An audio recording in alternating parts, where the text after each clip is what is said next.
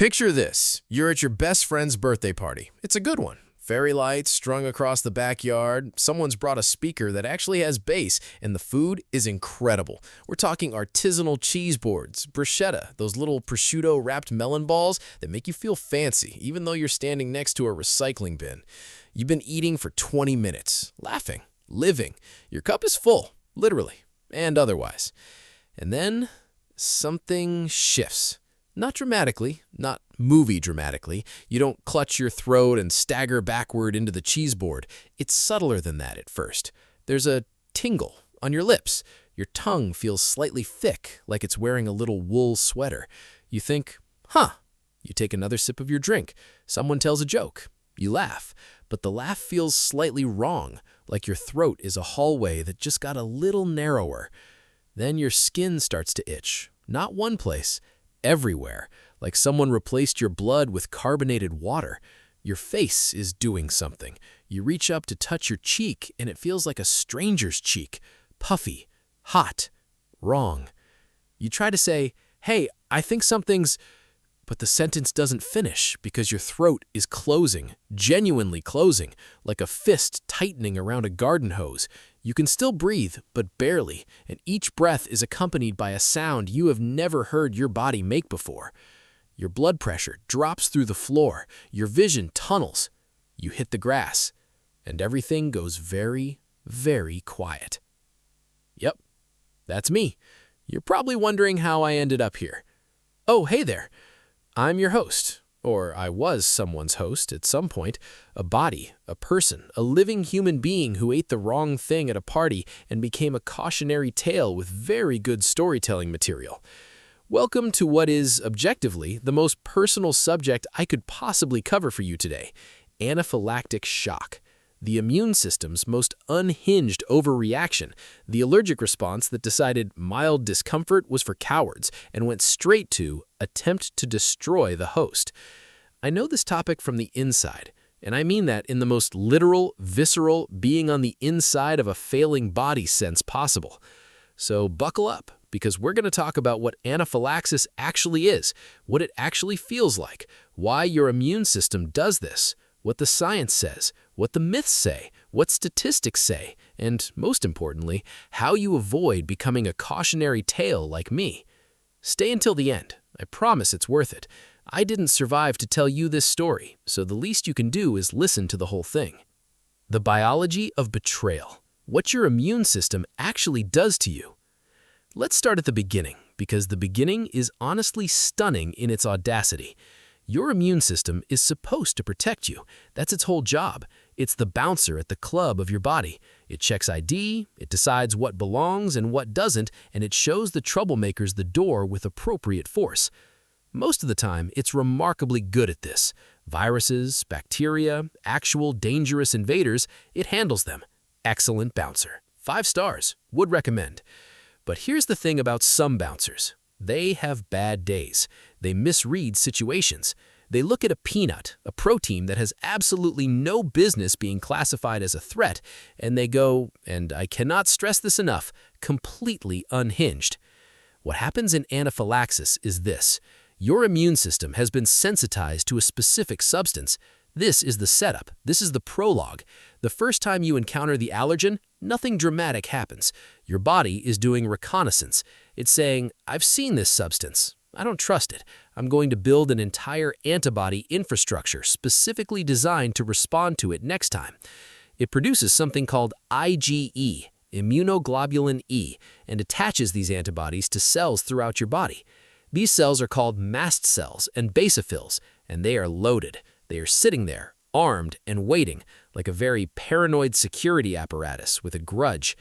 This sensitization phase is sneaky. You could eat a food once and feel completely fine and have no idea that your immune system just filed a restraining order against it. Then comes the second exposure, the re-encounter, the moment your body sees that allergen again and says, I've been waiting for you. And the mast cells and basophils detonate. That word detonate is not me being dramatic. These cells literally rupture and release a chemical payload that would make a pharmaceutical company blush. The main one is histamine, which you've heard of because it's why you take antihistamines when you have hay fever. Histamine is normally a nuisance. In anaphylaxis, it becomes a catastrophe. But histamine is not alone. Your body also releases prostaglandins, leukotrienes, tryptase, platelet-activating factor, and a cascade of cytokines so numerous they have their own Wikipedia disambiguation page. This is not a targeted response. This is not a surgeon removing a tumor.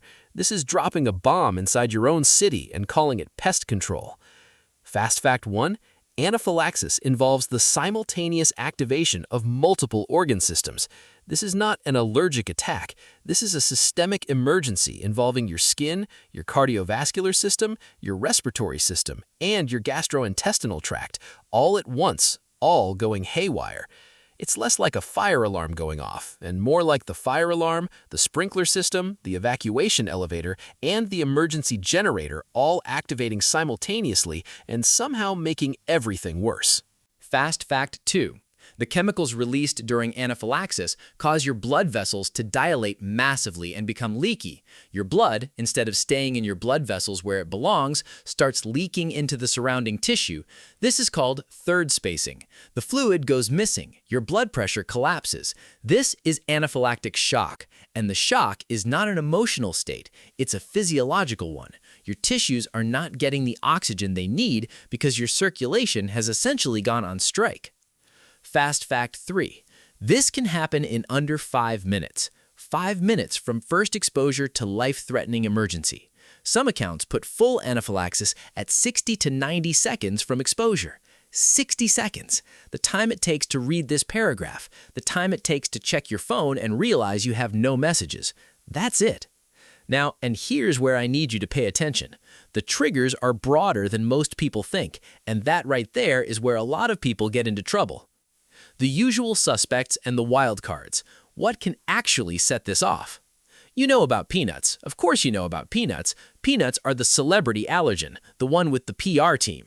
But here's what you probably don't know. The list of anaphylaxis triggers is long, occasionally absurd, and contains at least one entry that is going to make you stare at the screen in betrayed silence. The most common triggers are foods: peanuts, tree nuts, fish, shellfish, milk, eggs, wheat, and soy. These 8 account for the vast majority of food-triggered anaphylaxis in developed countries. These are what get the warning labels. These are what people with EpiPens are protecting against. Then there are medications. Penicillin and related antibiotics are the most common drug trigger. NSAIDs like aspirin and ibuprofen can trigger it. Aspirin, the thing you take for a headache. Chemotherapy drugs, contrast dyes used in medical imaging. The very drugs meant to help you can, in some bodies, decide to try to kill you instead. Medicine is wild. Then there are insect stings. Bees, wasps, hornets, yellow jackets. A sting you've had before with no reaction can, after sensitization, cause full anaphylaxis the next time. This is not a bug malfunction. This is your immune system being extremely consistent in its extremely wrong assessment. Then there's latex, physical contact, medical gloves, condoms, balloons, people. Someone handed a sensitized person a birthday balloon and it became a medical emergency. I could not make this up, and I really, really wish I had. And then, and this is the one that's going to haunt you, there's exercise-induced anaphylaxis. A subset called food-dependent exercise-induced anaphylaxis means that a person can eat a specific food with zero reaction, then go for a run and go into anaphylaxis. The food alone is fine. The exercise alone is fine. Together, in the same body, within a few hours, emergency. Your immune system is not just paranoid. It is specifically paranoid under certain conditions. It has situational triggers. It is, and I say this with all the authority of someone who has been betrayed by their own immune system, impossible. Scenario drop 1. You're a marathon runner. You've eaten shrimp pasta the night before races for years. No problem. It's your pre-race meal, your lucky food. One Sunday, you finish mile 4 of a training run. Your palms start itching. By the time someone reaches you, you can barely breathe. The shrimp was fine yesterday. The running was fine last week. Together, on this particular morning, with your immune system already primed and your GI tract opening up blood flow to your muscles, they were not fine. You are rushed to hospital. Your lucky pasta was never lucky. It was patient. Myth busting, lies your body has been telling you. Next up, let's talk about myths, because there are a lot of them, and some of them are actively dangerous. I know, I believed a few. Myth 1. If I've eaten it my whole life, I can't be allergic to it.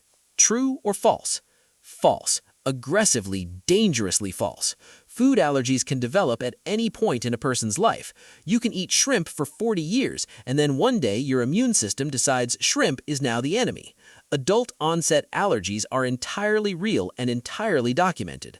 Shellfish allergies, in particular, disproportionately develop in adulthood. If you find yourself thinking, "But I've always been fine," please understand that always only counts up until the moment it doesn't. Your immune system did not sign a contract. Myth 2. Anaphylaxis always happens immediately. True or false? Mostly false, with important nuance. Many anaphylactic reactions do begin within minutes of exposure, especially to insect venom injected directly into the bloodstream or to IV medications. However, reactions to foods can be delayed by 30 minutes or even, in rare cases, a few hours. And then there is the biphasic reaction, a second wave of anaphylaxis that can occur 4 to 12 hours after the initial reaction, even after the first reaction has been treated.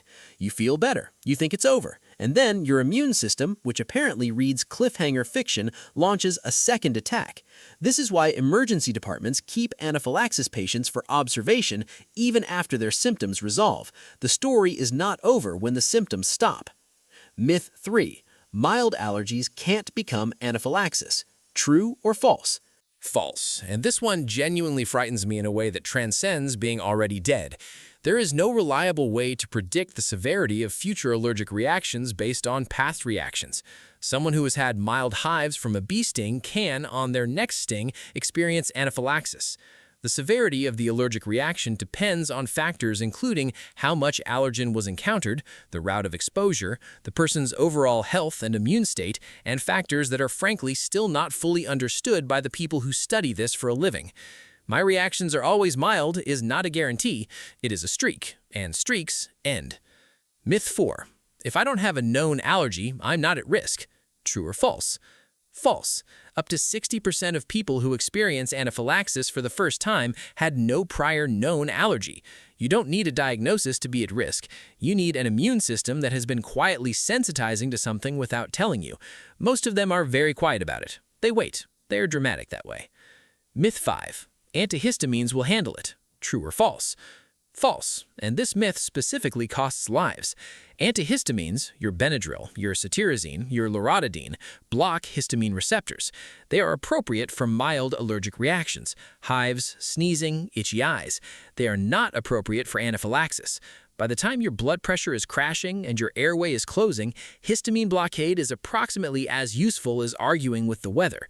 The treatment for anaphylaxis is epinephrine, adrenaline, administered immediately, not after trying an antihistamine, not as a backup, first. Epinephrine is the intervention. Antihistamines are for later. People have died waiting to see if a Benadryl would take the edge off. It did not. I'm begging you.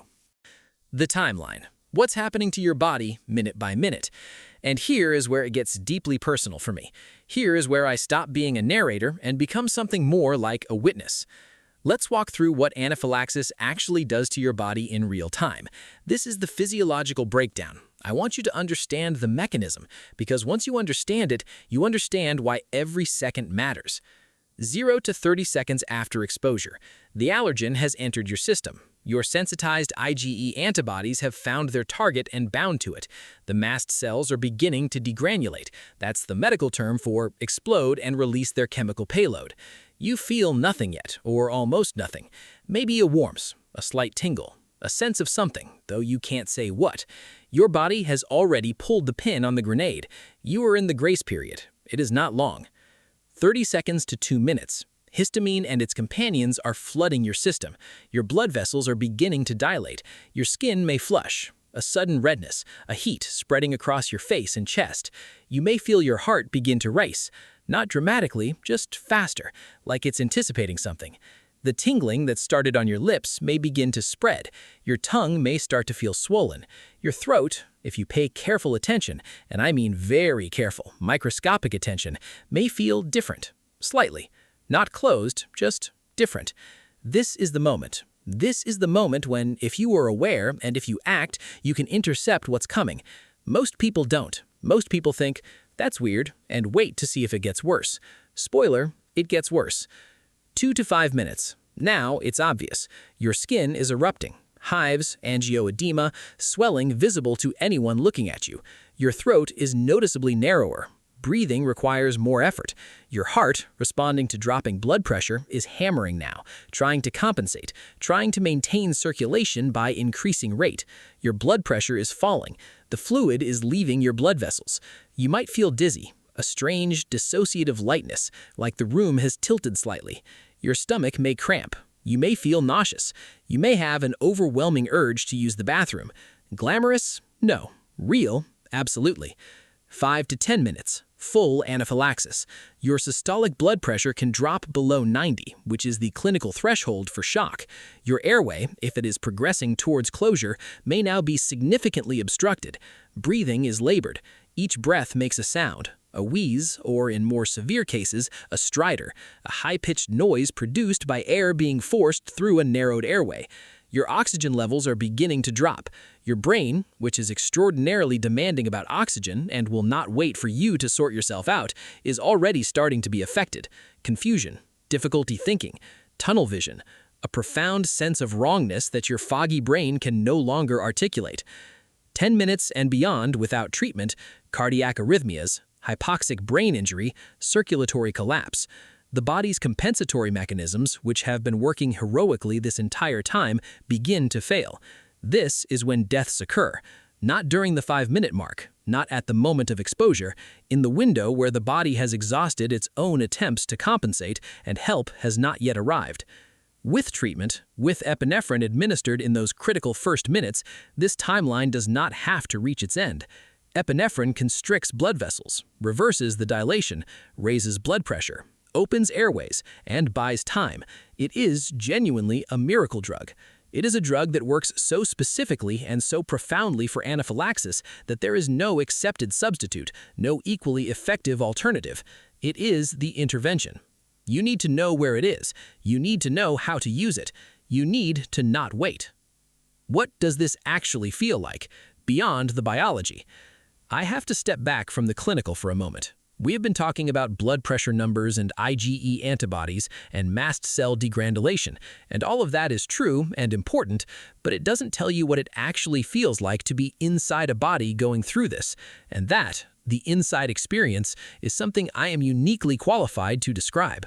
So, let me try. The first thing you feel is not fear, it is confusion. That is the thing no one tells you. You are not afraid at first. You are bewildered. Something is wrong, and you know something is wrong, but the wrongness doesn't come with a label. It doesn't announce itself. It doesn't say, "This is anaphylaxis, please call 911. It says, in a soft and unremarkable voice, something isn't right. Your skin feels wrong, not painful, just wrong, like your skin is doing something without your permission. The tingle on your lips, I know this tingle now in the way you know a song from 2 notes in, it feels like carbonation, like your lips have been lightly electrified. Interesting, not alarming. And then it spreads, and then it becomes alarming. Your throat is the thing that changes everything, because your throat is where abstract wrongness becomes urgent wrongness. When your throat starts to narrow, you become immediately viscerally aware of something you have never had to be conscious of before. Breathing, the act of breathing. You have been breathing your entire life without thinking about it, and now you are thinking about it very hard because it requires effort, and effort means something is wrong, and something wrong with breathing is not something you can defer until tomorrow. There's a word for the feeling of not being able to breathe: air hunger. It is the sensation of needing something you cannot get enough of. It is desperate in a way that reorganizes your priorities instantly. Every other concern in your life, your job, your plans for next week, the argument you had with someone this morning, disappears. There is only this. There is only the need for air. Time distortion happens. This is documented, and it is real, and it is disorienting in retrospect. The minutes feel longer than they are, but also somehow suspended, like you are in them but not moving through them. 5 minutes of hypoxia is an eternity inside and a heartbeat from the outside. People who have been resuscitated from anaphylactic shock frequently report a profound time confusion, not knowing how long they were down, not knowing what happened between the moment of feeling sick and the moment of waking up in a hospital. There is a strange peace sometimes. This is the most uncomfortable thing to report. When your blood pressure drops low enough and your oxygen is genuinely compromised, there is a quieting, a softening of urgency. The panic that was there, and there is panic, real and physical and not chosen, starts to blur at the edges. Some people describe this as a warmth, a letting go. This is not peace. This is hypoxia.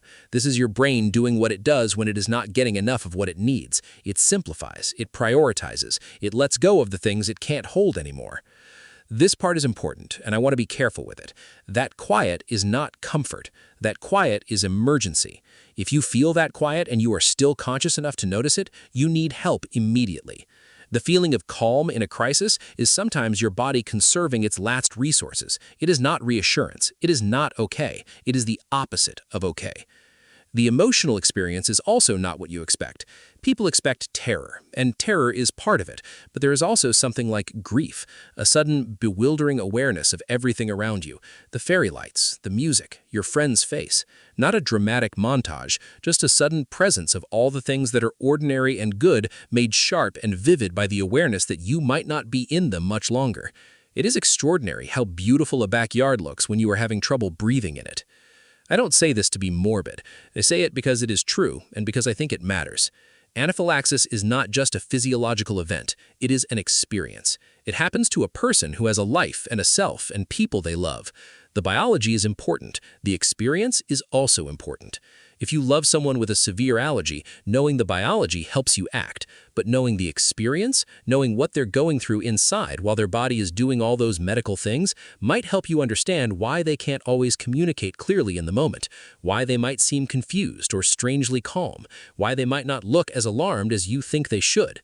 They are not calm. They are surviving. Help them. Reality check. The numbers behind the nightmare. Let me bring in some numbers here, because the numbers are, as numbers often are, both informative and horrifying. Worldwide, anaphylaxis affects roughly 1 in 1,000 people at some point in their lives. That sounds small until you do the math. At 1 in 1,000 across a global population, we're talking about approximately 8 million people.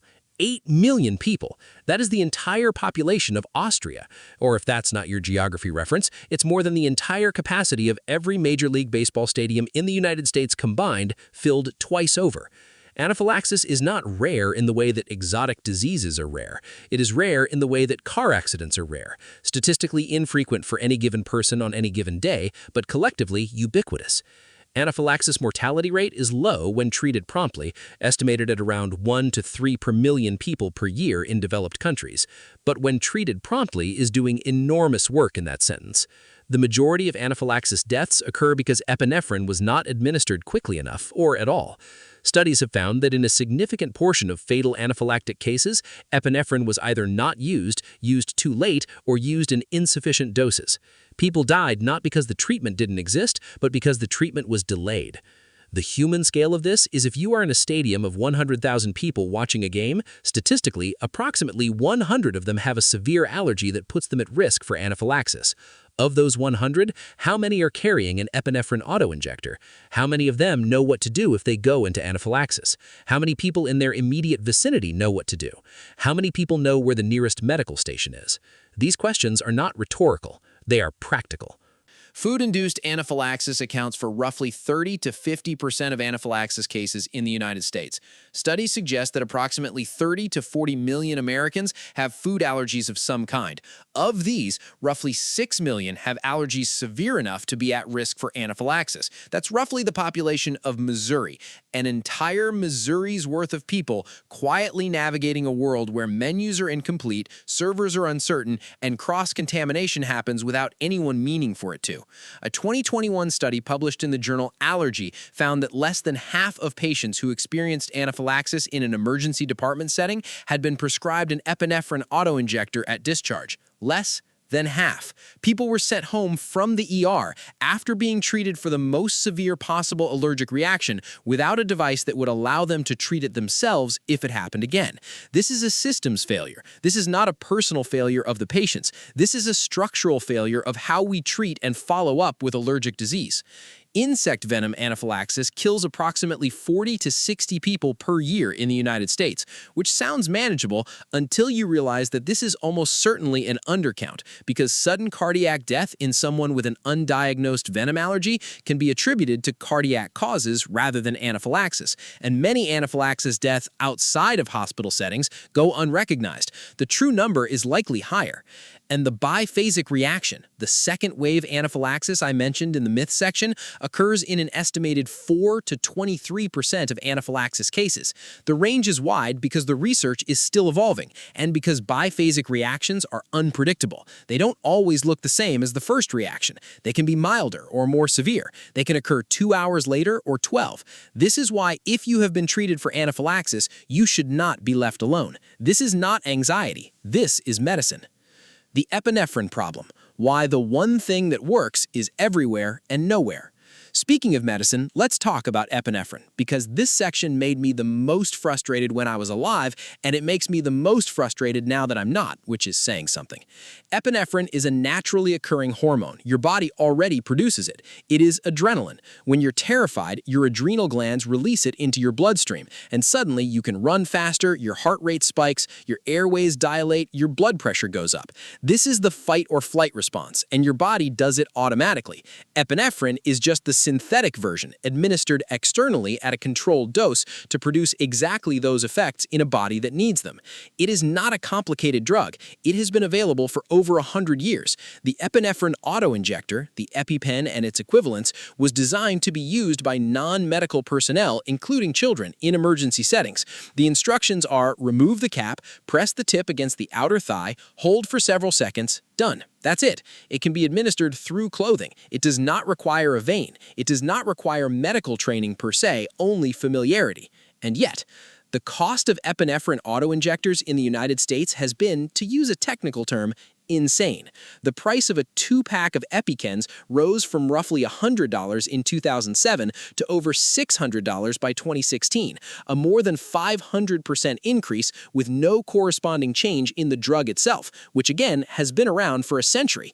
For people without comprehensive insurance, this cost is prohibitive. For people who need to carry multiple autoinjectors, one at home, one at school, one at work, one in their bag, this cost is devastating. The pricing has improved somewhat since the generic equivalents entered the market, but the legacy of that pricing still shapes behavior. People ration.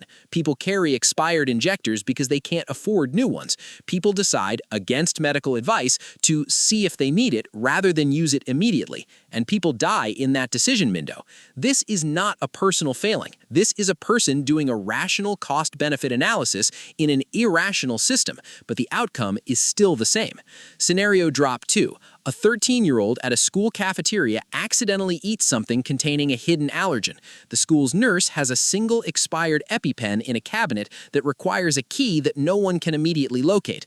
The cafeteria aide knows the student has allergies, but is not sure if what they're seeing is bad enough to warrant an EpiPen. The student is trying to tell her it's bad, but her throat is making it hard to speak. By the time the decision is made, 4 minutes have passed. The ambulance takes 8 more. The student survives, but not without consequence.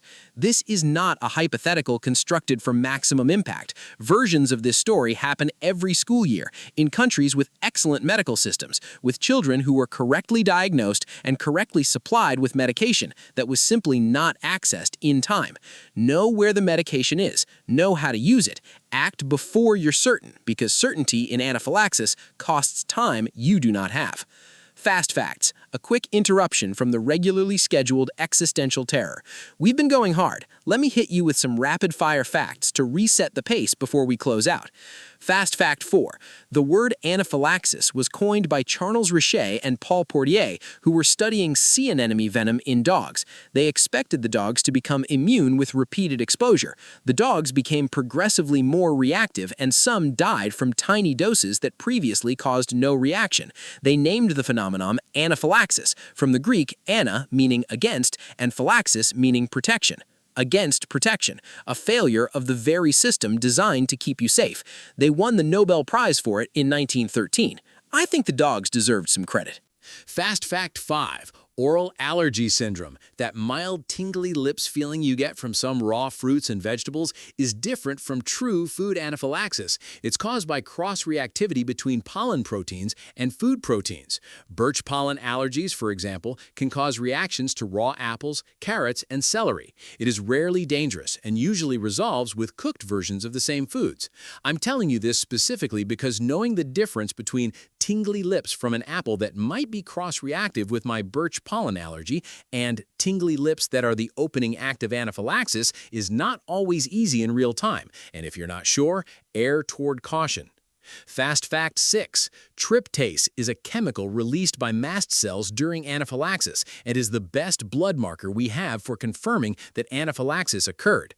Blood tryptase levels peak 30 minutes to 2 hours after the start of a reaction and return to baseline over 24 hours.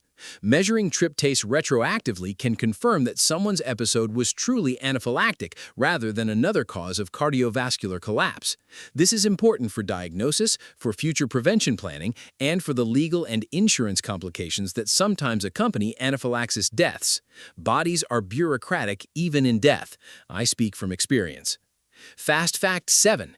Exercise, alcohol, NSAIDs like aspirin and ibuprofen, and being premenstrual can all lower the threshold for anaphylaxis, meaning that a person who can normally tolerate a low exposure might have a full anaphylactic reaction under these conditions. Alcohol specifically increases gut permeability and speeds allergen absorption. That glass of wine with your shrimp dinner is not just a pairing choice, it is a physiological variable. Fast fact 8. The 2-injection protocol, using 2 auto-injectors in sequence, exists because some reactions require more than 1 dose of epinephrine to resolve, and because epinephrine's effects are relatively short-lived, 15 to 20 minutes. 1 injector is not always enough. This is why most medical guidance recommends carrying 2, and why emergency rooms give IV epinephrine, and why observation periods exist. 1 shot of epinephrine can buy you the time to get to definitive care. It is not a cure, it is a bridge. The people in the room, what bystanders experience and what they should do. There's another perspective on anaphylaxis that doesn't get enough airtime, and that's the perspective of everyone who is not the person experiencing it. Being present when someone goes into anaphylaxis is a specific and terrible kind of experience. It happens fast. The person in front of you was fine, and then they weren't, and the speed of that transition is disorienting. There's a helplessness that comes with watching someone's body turn against them, and there's a paralysis that can come with the shock of it. A moment where you know something is very wrong, but your brain, doing its best under pressure, cannot immediately organize itself into an action plan.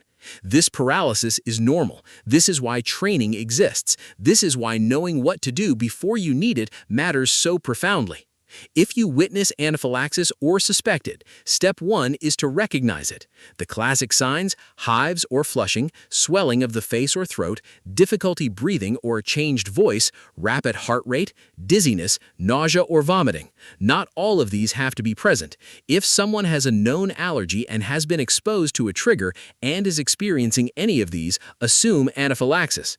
Step 2, epinephrine first, not antihistamines, not an asthma inhaler, not waiting to see if it gets better. If an auto-injector is available, use it now. The outer thigh, through clothing if necessary. Press and hold. This is not a last resort, it is the first resort. Step 3, call emergency services immediately, even if the epinephrine seems to be working, because of the biphasic reaction, because epinephrine wears off, because a hospital is better than a backyard always in this situation.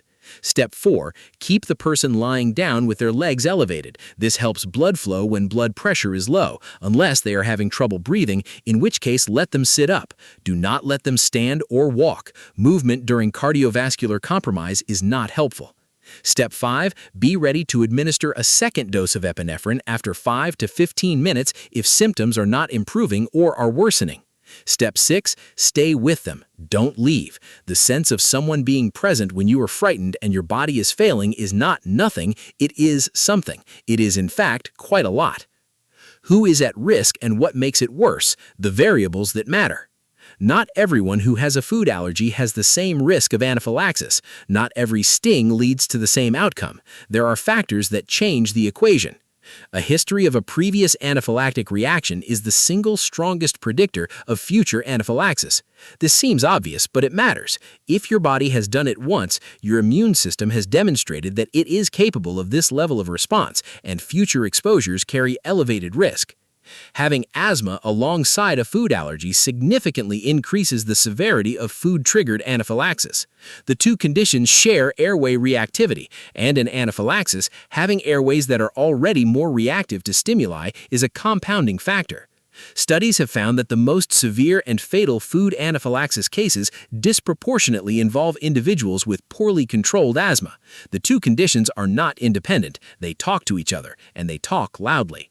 Age matters in complex ways.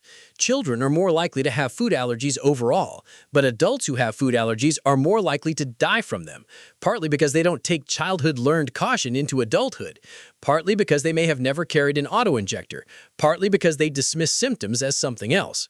Middle-aged adults, paradoxically, may be at higher risk for fatal outcomes because they are more likely to attribute cardiovascular symptoms to cardiac disease and less likely to consider allergic cause. Mental health and prior trauma affect how people manage allergic disease. People with anxiety disorder are more likely to overtreat mild reactions. People with trauma histories may avoid medical care. People in emotional distress may under-recognize symptoms or delay treatment. Anaphylaxis does not exist in isolation from the rest of a person's life, and the rest of a person's life affects how anaphylaxis is managed. And geography matters. Rural areas have longer emergency response times. Places without hospital access have worse outcomes. A reaction that is survivable in an urban area with a hospital 12 minutes away may not be survivable in a location where the nearest emergency services are 45 minutes away. The biology of anaphylaxis is identical everywhere. The access to treatment is profoundly unequal. The aftermath. What happens after you survive?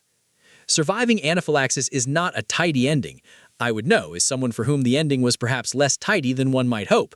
But let's focus on the survivors for a moment, because their experience matters enormously. The physical aftermath is one thing: the biphasic reaction watch, the observation period, the discharge with a prescription for autoinjectors and instructions to follow up with an allergist, the next several days of feeling not quite right, fatigue, soreness at the injection site, a lingering sense of your own fragility.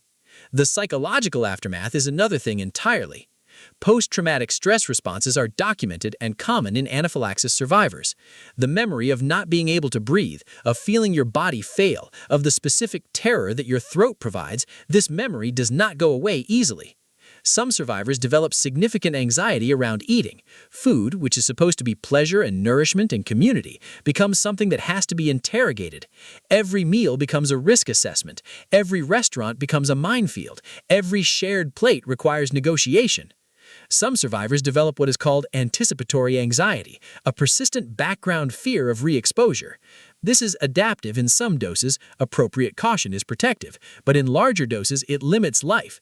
People stop attending social events where food is served. People stop eating at others' homes. People stop trying new foods. The immune system wins even when it loses in a way. It changes how you inhabit the world. The social experience is also complicated. People with severe allergies often report feeling like a burden, the guest whose needs require special accommodation, the colleague whose presence changes what can be brought to a meeting, the date who has to have the allergen conversation before the first dinner. This is not the person's fault. It is also genuinely socially complicated. Both things are true. Navigating severe allergy requires the person to repeatedly advocate for themselves in situations that are not designed for their reality. The right response from people who are not allergic, by the way, is not impatience or minimization. It is accommodation and information. It is, what do I need to know? And what do I need to have on hand? And I'll make sure the food is safe. That's it. That's the whole thing. Be the person who makes it easier rather than harder. It costs you very little. For the allergic person, it is enormous. Here's how to not end up like me. And now, and I say this with the particular warmth of someone who has strong feelings on the subject of not dying from anaphylaxis, we come to the practical advice. These are the things I wish someone had told me, or that I wish I had actually applied rather than just knowing in the abstract, because knowing is not the same as doing, and in anaphylaxis, the doing is what keeps you alive. Number 1, Know your diagnosis and know it specifically. I have some kind of nut thing is not a diagnosis. Work with an allergist to identify exactly what you are allergic to, confirm it through appropriate testing, and understand which exposures pose the highest risk. Specificity is protective. Number 2, carry your epinephrine. Carry it. Do not leave it at home because you're only going out for a short time. Do not leave it in the car. Do not rely on the restaurant having one or the school or the stadium. Carry it in a way that means someone else could find it if you couldn't communicate. And check the expiration date. Expired epinephrine is better than nothing. The drug degrades slowly, and a degraded dose is better than no dose, but a current, properly stored autoinjector is much better still. Number 3, tell people. Tell your friends, tell your family, tell your partner, tell your coworkers, your employer, your school. Tell the people in your immediate environment what you're allergic to, where your autoinjector is, and what to do if something goes wrong. People cannot help you if they don't know what's happening. This disclosure is not weakness. This disclosure is a survival strategy. Number 4, know the early signs and act on them. Do not wait till you're convinced. Do not wait until you're certain this is the real thing and not just anxiety or a coincidence or a mild reaction that will pass. The threshold for using epinephrine should be lower than you think. A missed diagnosis of anaphylaxis costs minutes. Minutes matter enormously. Use the epinephrine if you suspect you need it. Call emergency services immediately. Let the doctors decide afterward whether it was necessary. They will not be upset with you for erring on the side of survival. Number 5, learn the difference between allergic reactions and anaphylaxis. Itching and hives alone, localized without systemic involvement, may be manageable with antihistamines. Any involvement of the airway, cardiovascular symptoms, dizziness, racing heart, feeling faint, or multiple organ systems simultaneously means epinephrine now. Not antihistamines, not waiting, now. Number 6, follow up with an allergist after any significant reaction. Get proper allergy testing.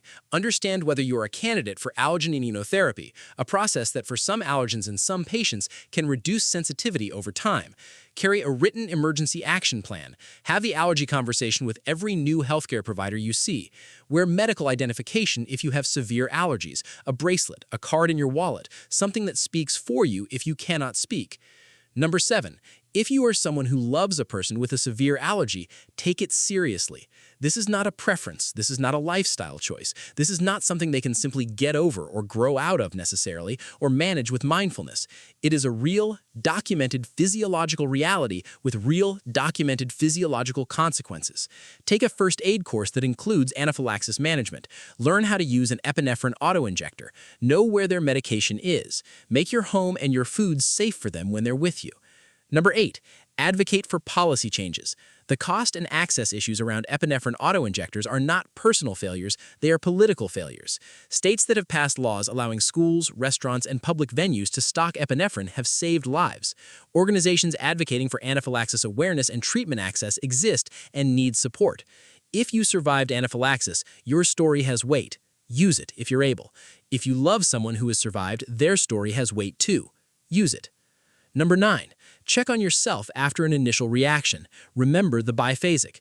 Do not be alone for the first 12 to 24 hours after a significant reaction. Have someone with you who knows what to watch for. Do not dismiss recurring symptoms as residual without medical evaluation. Number 10, do not assume it will never happen to you. I said this at the beginning, and I will say it at the end, because it is the most important thing. The immune system that would do this to you is the same immune system keeping you healthy every other day of your life. It is not a separate malfunction in a different body. It is yours. It can do this. You may never need any of this. You probably won't in any given year. But if you ever do, if you ever stand in a backyard with carbonated lips and a narrowing throat and a confused, quiet panic, I want you to already know what this is and already know what to do, because I didn't, and here I am. So, that was anaphylaxis, from the first IgE antibody through the mast cell detonation, through the airway narrowing, through the blood pressure crash, through the time distortion and the strange peace, and the biphasic reaction and the aftermath, and the statistics and the practical steps. You now know considerably more than you started. You know how to recognize it, what causes it, what it feels like from the inside, and what to do about it. You know the myths that kill people and the truths that save them. You know that the treatment exists and works and is being withheld from people by systems that don't value their lives enough. I can't tell you any of this changed anything for me personally. I'm a ghost narrating a video about the thing that, well, did what it did. but I can tell you that the information I just gave you has the potential to change something for someone you love or someone you'll happen to be standing next to at a party, or yourself at some point in a future that I'll have to trust you to live in. Take care of your immune system. Take care of each other. Carry the medication. Use it when you need it. Don't wait. And if you're finding this information useful, if you'd rather be the person who knows than the person who's currently being narrated to as a cautionary tale, share it. Subscribe. Whatever the living people do. I'll be here. I'm not going anywhere. I've already been everywhere I'm going. Stay alive out there. Someone who can't anymore is very sincerely rooting for you.